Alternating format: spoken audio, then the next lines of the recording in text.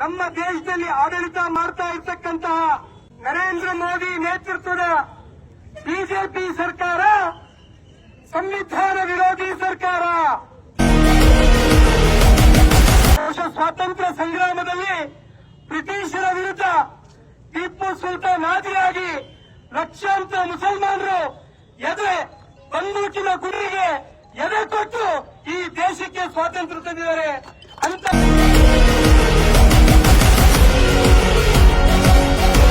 ಇವತ್ತಿನ ಈ ಪ್ರತಿಭಟನೆ ಬಾಬಾ ಸಾಹೇಬ್ ಅಂಬೇಡ್ಕರ್ ಅವರು ಕೊಟ್ಟಂತಹ ಸಂವಿಧಾನವನ್ನು ರಕ್ಷಣೆ ಮಾಡಬೇಕು ಅಂತಕ್ಕಂಥ ನೆಲೆಯಲ್ಲಿ ಆಗ್ತಾ ಇರತಕ್ಕಂತಹ ಪ್ರತಿಭಟನೆ.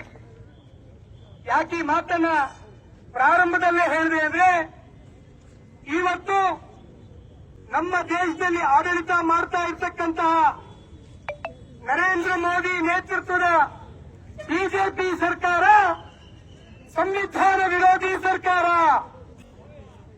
ನರೇಂದ್ರ ಮೋದಿ ಸರ್ಕಾರ ಸರ್ವಾಧಿಕಾರಿ ಹಿಟ್ಲರ್ ಮಾದರಿಯ ಸರ್ಕಾರ. ಈ ಸರ್ಕಾರಕ್ಕೆ ಭಾರತ ದೇಶದ ಜನ, ಭಾರತ ದೇಶದ ಏನು ಅಸ್ಮಿತೆ ಇದೆ, ಭಾರತ ದೇಶದ ಸಂವಿಧಾನದ ತತ್ವಾದರ್ಶಗಳಿದ್ದಾವೆ, ಅದನ್ನು ಉಳಿಸಕ್ಕೆ ಅವರು ಗಮನ ಕೊಡ್ತಾ ಇಲ್ಲ. ಬದಲಾಗಿ ಇವತ್ತು ಧರ್ಮಗಳ ನಡುವೆ ದ್ವೇಷವನ್ನು ಬಿತ್ತಿ ಆ ಮುಖಾಂತರ ಈ ದೇಶದ ಐಕ್ಯತೆಯನ್ನು ಹೊಡೆದು ರಾಜಕಾರಣ ಮಾಡಬೇಕು ಅಂತಕ್ಕಂಥ ಹಿನ್ನೆಲೆಯಲ್ಲಿ ಅವರತ್ತು ಷಡ್ಯಂತ್ರಗಳನ್ನು ಮಾಡ್ತಾ ಇದ್ದಾರೆ. ಆ ಷಡ್ಯಂತ್ರದ ಭಾಗವೇ ವಕ್ಫ್ ತಿದ್ದುಪಡಿ ಕಾಯ್ದೆ ಪಾರ್ಲಿಮೆಂಟ್ ಅಲ್ಲಿ ಮಂಡನೆ ಮಾಡಲಿಕ್ಕೆ ಮಾಡಿರ್ತಕ್ಕಂಥ ಹುನ್ನಾರ.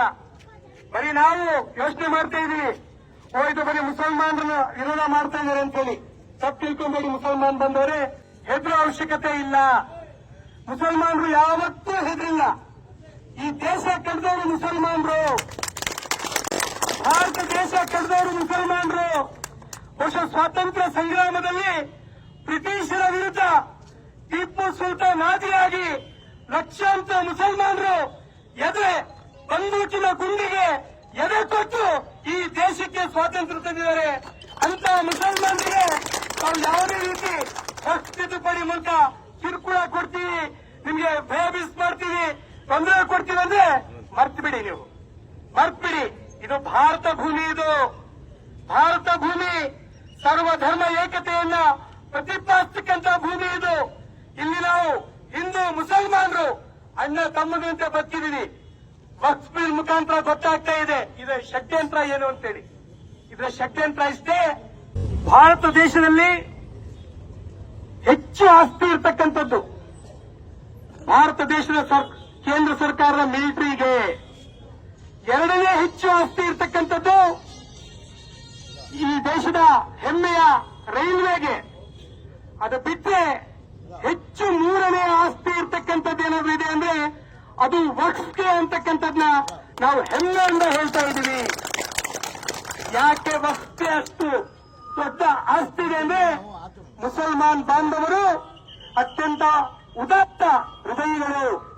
ದಾನ ಧರ್ಮದಲ್ಲಿ ಈ ವಕ್ಫ್ಗೆ ಬಹಳಷ್ಟು ಜನ ದಾನ ಮಾಡೋ ಮುಖಾಂತರ ಲಕ್ಷಾಂತರ ಎಕರೆ ಆಸ್ತಿ ಸಂಪತ್ತನ್ನ ಇವತ್ತು ಕೊಟ್ಟು ಹೋಗಿದ್ದಾರೆ.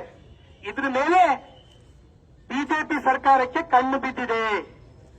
ಏನಾದ್ರೂ ಮಾಡಿ, ಯಾಕಂದ್ರೆ ಬಿಜೆಪಿಯವರು ಮಾರಾಟ ಮಾಡೋ ಜನ. ಈ ದೇಶದ ಸಂಪತ್ತನ್ನ ಖಾಸಗಿ ಬಂಡವಾಳಶಾಹಿಗಳಿಗೆ, ವಿದೇಶಿ ಕಾರ್ಪೊರೇಟ್ಗಳಿಗೆ ಮಾರಾಟ ಮಾಡಲಿಕ್ಕೆ ಹೋಗ್ತಾ ಇದ್ದಾರೆ. ಅದಕ್ಕಾಗಿ ಈ ಲಕ್ಷಾಂತರ ಆಸ್ತಿ ಇದೆಯಲ್ಲ, ಅದ್ರ ಮೇಲೆ ಕಣ್ಣು ಬಿಟ್ಟು ಈ ಮಸೂದೆಯನ್ನ ತರ್ತಾ ಇದ್ದಾರೆ.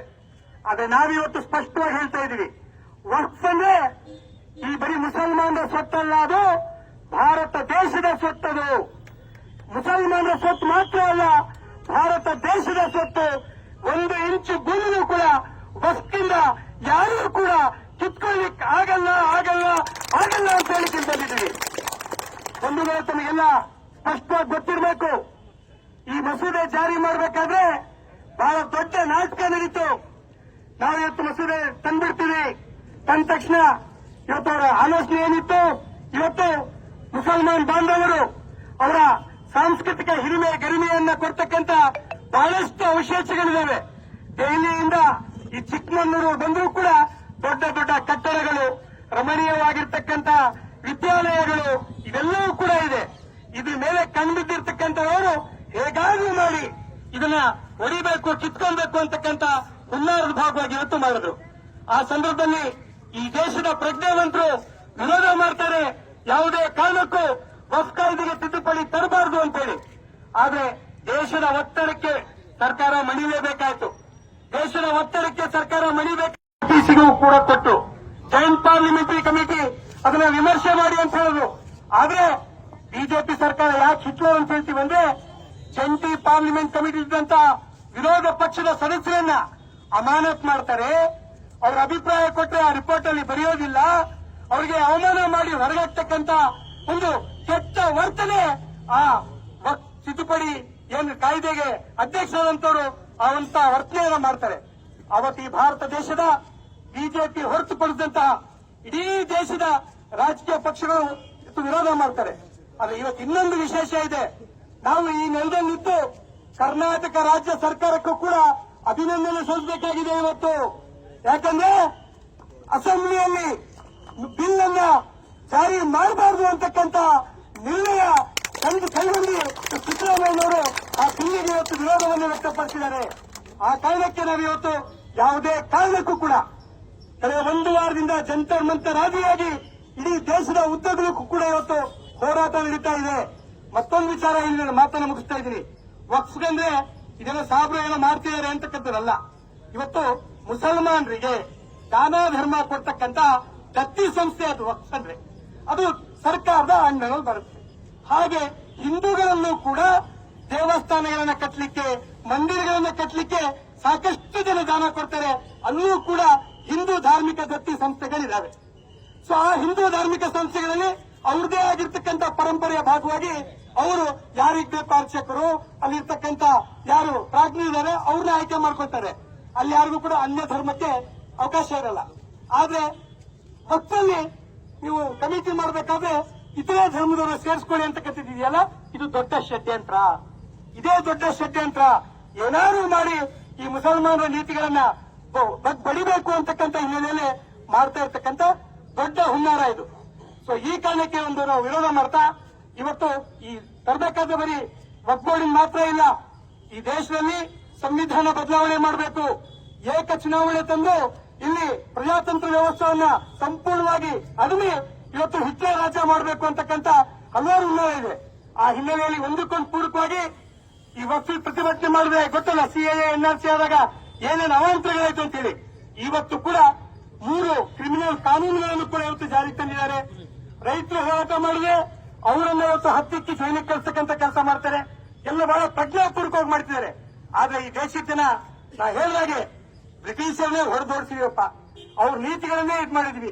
ಆದ್ರೆ ನಾವಿಲ್ಲಿ ಸ್ವತಂತ್ರವಾಗಿ ಬದುಕೋಕೆ ಧೈರ್ಯವಾಗಿ ಬದುಕ್ತೀವಿ. ಯಾವುದೇ ಕಾರಣಕ್ಕೂ ಪಾರ್ಲಿಮೆಂಟ್ ಅಲ್ಲಿ ಆ ಬಿಲ್ ಅನ್ನು ಜಾರಿ ಮಾಡದಂಗೆ ನಾವು ಜನಾಭಿಪ್ರಾಯವನ್ನು ರೂಪಿಸ್ತೀವಿ. ಪ್ರಜಾತಂತ್ರ ವ್ಯವಸ್ಥೆಯಲ್ಲಿ ಬೀದಿಯನ್ನು ಹೋರಾಟ ಮಾಡ್ತೀವಿ. ನಮ್ಮ ಯಾರು ಪ್ರಗತಿಪರರು ಇಟ್ಕೊಂಡು ಪಾರ್ಲಿಮೆಂಟ್ ಒಳಗೂ ಕೂಡ ಹೋರಾಟ ಮಾಡ್ತೀವಿ. ನಮ್ಮ ಧ್ವನಿ ಆ ಒಂದು ಕರಾಳ ಮಸೂದೆಯ ವಿರುದ್ಧ ಇದೆ, ಕರಾಳ ವಕ್ಫ್ ತಿದ್ದುಪಡಿ ಕಾಯ್ದೆಯ ವಿರುದ್ಧ. ಅದಕ್ಕೆ ನಾವು ಧಿಕ್ಕಾರ ಹಾಕೋಣ. ವಕ್ಫ್ ತಿದ್ದುಪಡಿ ಮಸೂದೆ ವಾಪಸ್ಸಾಗಲಿ, ವಾಪಸ್ಸಾಗಲಿ. ವಕ್ಫ್ ತಿದ್ದುಪಡಿ ಮಸೂದೆಗೆ ಹೇಳಿ ಧಿಕ್ಕಾರ, ವಕ್ಫ್ ತಿದ್ದುಪಡಿ ಮಸೂದೆಗೆ ಹೇಳಿ ಧಿಕ್ಕಾರ. ಮುಸ್ಲಿಮರೊಂದು ಜಾತಿವಾದ ಮಾಡೋದಿಲ್ಲ, ಮಾಡೋದಿಲ್ಲ. ಧರ್ಮ ನಿರಪೇಕ್ಷತೆಯನ್ನು ಎತ್ತಿ ಹಿಡಿಯುತ್ತೇವೆ, ಸಂವಿಧಾನವನ್ನು ಉಳಿಸುತ್ತೇವೆ.